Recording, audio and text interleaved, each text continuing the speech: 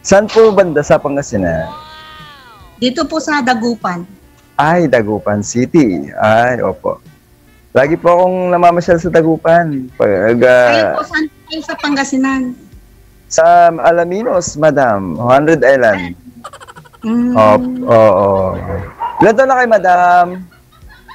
46, single mother. Ilan taon ang anak? Ilan ang anak niyo, madam? 4. Ay, ganun pa. Nasaan po sila ngayon? Nasa Pangasinan din, Dagupan. Opo, sa bahay namin. Ilan taon na po kayo sa Kuwait, ma'am? 7 years na. Wow, ang dami nang naipon yan, ma'am. Masipag ka talaga. Puro resibo. Ay, resibo. Di ba, mayroon naman tayong napaglalaanan sa pamilya, di ba, madam? Oo naman. Kayo po, may asawa, may anak, ganon. Ano, ma'am? Wala akong asawa. Still single, madam. Ay, ganon po ba? Oo, madam. Ano pong trabaho niyo? Security officer, madam. Opo. Ano po? Ako dito sa Kuwait, isang katulong lang. Ay, hindi, ma'am. Hindi pwedeng lalangin yan. Mahalaga kayo, ma'am, sa bawat Pilipino na trabaho natin yan eh. Bawat trabaho, ma'am, mahalaga. Dahil kumikita tayo ng pera. Tsaka marangal tayong trabaho. Pero wala po kayong anak, kuya. Ilang taon na meron din, ma'am. Ilang taon na pala kayo? 44, madam. Ay, ang daday pala ako sa inyo, 46. Love doesn't matter, madam. Ang pag-ibig ay hindi nasusukat sa halaga at hindi nakukuha sa ganda o anumang itsura. Kundi nasa puso dati niyan, madam. Yan ang tunay na pagmamahal. Ano po yun, kuya? Malapit kayo sa may 100 Island? Madam. Patumbok mo, ma'am. Alaminos City. Minsan, pag nagawin kayo sa amin. Pasya tayo, madam. Yes, ma'am. Saan po kayo sa Dagupan banda, ma'am?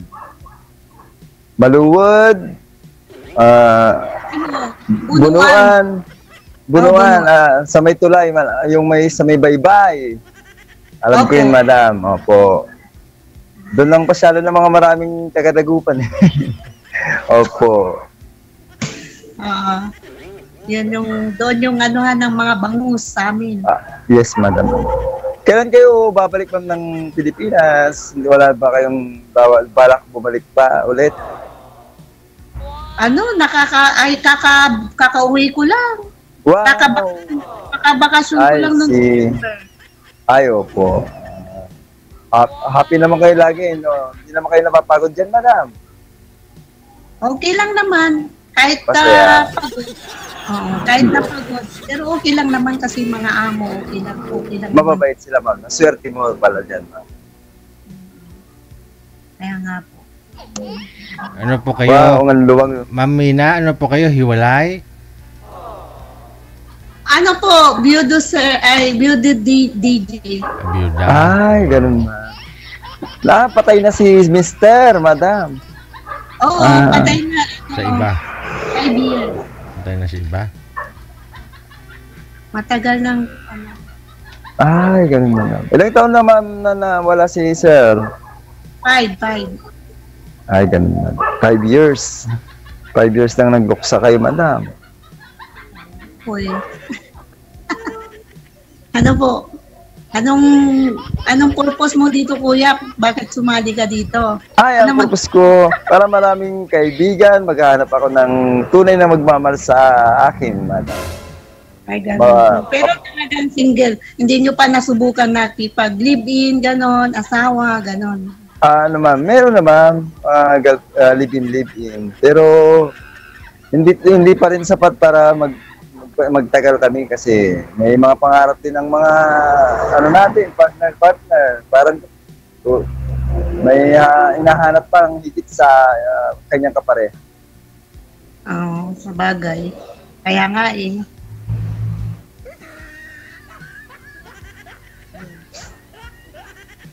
So, every 2 years, madam, umuwi kayo ng Dagupan, Pilipinas.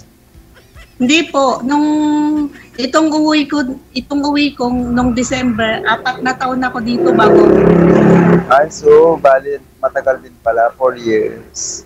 4 years. Oo, pero dapat 2 years ang uwi, kaso wala Opo. pang extend na lang muna. Ay, opo. Yung pinaka-bunso nyo, madam, ilang taon na? Yung, 12. ay, 12 years old. Panganay ko 24. May asawa na sila, madam? Wala pa, Ay, nag-aaral wala pa, sila. nag-aaral pa. Opo. Merak na ako, madam, babae. 2 babae. Ah, High school na sila. Kasi hindi pa kami High kasal. Hindi kami nagkasal kasi kaya hindi ko mahabol. Ganon kasi pag hindi kasal, hindi mo mahabol kasi ayaw niya lang sa'yo eh. baka mamaya kuya, pag nakita ka nakalag dito, kakabulin ako niyan. Habulin hindi. Wala. Freedom tayo ngayon. Freedom ang ating ngayon, kapalaran. Kasi wala eh. Hindi naman kami kasal. Kaya hindi ko mahabol. Ganon pala pag hindi kasal, madam, kaya dapat magpakasal na tayo. Oh, sige ba, basta tayo magkapalaran kuya, walang problema. Yes, madam. Walang problema talaga. Love is doesn't matter. Like, yes, anong kasabihan, madam eh? Kaya nga.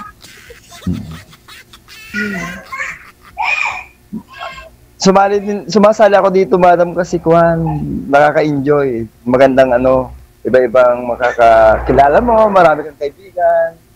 Yun, madam. Ibig pala sabihin mo kuya, sumasali ka lang kay DJ para mag-enjoy, ganon. Hindi naman, ma'am, maghahanap ako ng tulad mo. Pangilang beses ka na sumali dito kuya? Pangalawa, madam. Apa? Oo, pangalawa lang, kumbaga.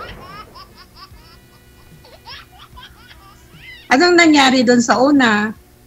Friend lang kami nun, ma'am. Hanggang ngayon, ma'am, friend kami ngayon. Nagkukontakan kami. Friend. Oo, kasi meron siyang, foreigner. Yan ang Diba? mahirap. Di, okay lang naman. Friend naman, pwede. OFW din siya? Yes, madam. Sa Qatar naman siya, madam. Opo. Mm-mm. Ako dito sa Kuwait. Opo. Malaya din po ba dyan? Yung parang Dubai din ang style dyan? Hindi. Ang Dubai kasi open country sila eh. Sa amin hindi masyado. Parang Iraq ang style dyan, sistema nila dyan. Hindi naman. Mas matindi ang Iraq. Kasi dito sa amin, okay lang dito sa amin. Hindi siya open country, madam, no? Yung Kuwait. Hindi, simi lang. Ay, Hindi kagaya dati na sobra-sobra ang... Ay, ganun po. Ay. Pwede ka nang lumabas dyan sa labas na hindi ka naka-uniform, naka-civilian lang, okay lang. Yung nakatoga, hindi... Okay lang, ma'am. Kapag hindi ka nakatoga dyan nalalabas, okay lang. Mm-mm. Kasi di ba tao dyan, nakatoga sila lahat eh. Hindi ko toga, yung abaya. Ayaw. Anong tawag sa damit na ganyan? Ay, ganon. Pasensya naman, medyo kita ko kasi. Asan yung mga bata mo, kuya? Mga anak mo? Nasa biyanan ko, madam, sa kanila. Pinapadala ko lagi ng pera. Marami silang pera doon. Kasi meron akong konting negosyo. Nag-ano kasi ako ng farming, piggery, mga baka, kasi habang tayo nag-gwardiya din, security officer, hindi natin sinasayang yung panahon natin. Hello! Narinig mo ko, ma'am? Opo. Ay, salamat naman po. Oo, maganda yan. Buti ka nga kuya kasi may business ka na dyan. Hindi ka na wala nang problema. Ilang taon na pala yung dalawa mong anak kuya? 12 and 20, madam. Yung panganay 20. Babae lahat sila. Puro babae lahat. Nagmana sa nanay nila kasi puro babae. Ako isang lalaki, dalawang babae, ay tatlong babae. Buti naman ma'am at napapalaki sila ng ng wala ka. Napapalaki sila ng maayos, magalang, respetado. Oh, sa awa naman ng Diyos kasi yung panganay ko, okay na po siyang mag-handle sa mga kapatid niya. Magaling siyang maganda. Ayun, ang galing naman. Naturuan niya ng maayos. Bago kayo lumuwas ng ibang bansa. Pero na-homesick din kayo ma'am nung first na nyo, pag-alis nyo. Naninibago kayo. Oo, naninibago pa rin. Ganun. Ang hirap din ma'am, no? Pag mag-iiba ka ng bansa. Kasi ibang tao yung makakasama mo dyan. Kailangan maingat tayo dyan. Sobrang hirap kasi maninibago ka sa lahat, sa pakikisama sa mga amo, sa pakikisama sa mga ibang lahi, ganun. Mula nung nag-ibang bansa kayo, madam, ang bansa lang yung pinuntan mo? Kuwait lang. Ay, ano po? Sa Kuwait ka lang nagpirmi, ma'am? Oh, first timer na nag-abroad. Dito na sa Kuwait mula ngayon. Opo. Sakripisyo din, ma'am, no? Ang pag-abroad, hindi rin basta-basta. Minsan, ang kapalaran natin yan, minsan malas, minsan swerte, ganun. Oo nga po eh. Pero sa awa naman ng Diyos kuya, swerte ko sa mga amo ko kasi okay naman sila. Simula tama. Pero din kasing amo dyan na sobrang mamaltrato ng mga Pilipino. Opo, marami dito kuya, marami. Sa 5 years po ninyong biyuda, ma'am, may nanligaw na ho sa'yo? May naging boyfriend ka po ba? Ano? May... dito, wala po dito. Hindi na ako kasi nung nawala ang asawa ko, maliliit pa sila. Sabi ko, ipopokus ko muna yung attention ko sa mga bata. Ganun. Ngayon, medyo malalaki na sila. Oh, pwede na. Pwede na. Pwede naman, no? Pwede na natin simulan.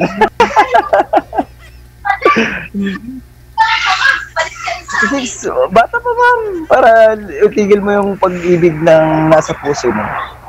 Kapag buhay, may pag-asang darating. May pag-ibig na darating. Sana nga. Di madam, yung salita nila dyan, Muslim din. Opo, Arabic. Salam alaikum.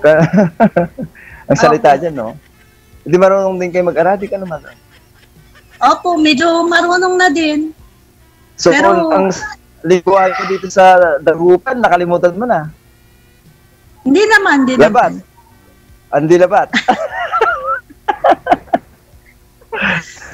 Yung kakwentuhan, madam, Ilocano ka po yan. Kakwentuhan.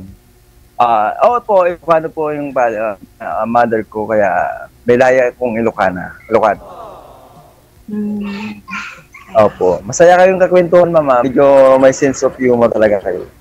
Swerte ang himan ng mga lalaki na hindi ka nakitaan ng hindi ka man lang napansin. Walang nakapansin, ma'am. Hindi na talaga naman ako ngayon lang kasi nakaka-boring din kasi pag wala kang kausap dito. Pag nandito ka sa abroad. Madam. Papapanis ang laway mo dyan. Wala kang kausap.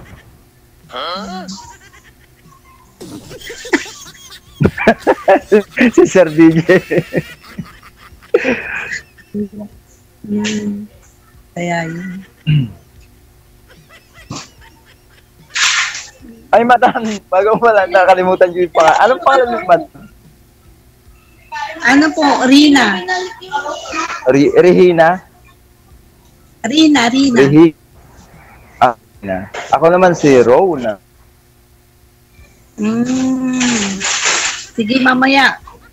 Sa ano? Oh, sige, madam. Call kita, madam. Madam Reyna. Opo. Pagka off call na tayo, off call na tayo, saka tayo ano. Oo, madam. No problem. Ano po yan? Naka-duty po kayo ngayon? Oo, madam. Naka-duty. Mas maganda naka-duty para may magandang usapan. Pang gabi pala kayo ngayon. Pang gabi. Wala na. Naubusan na ng data. Nawala na si Sir. Naubusan na ng data.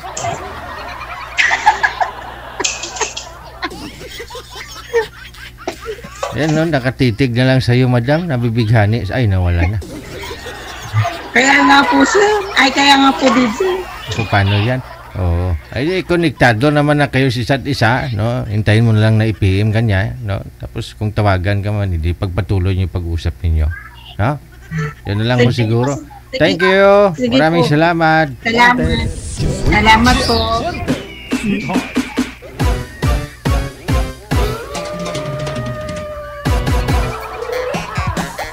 Masadya talaga ito.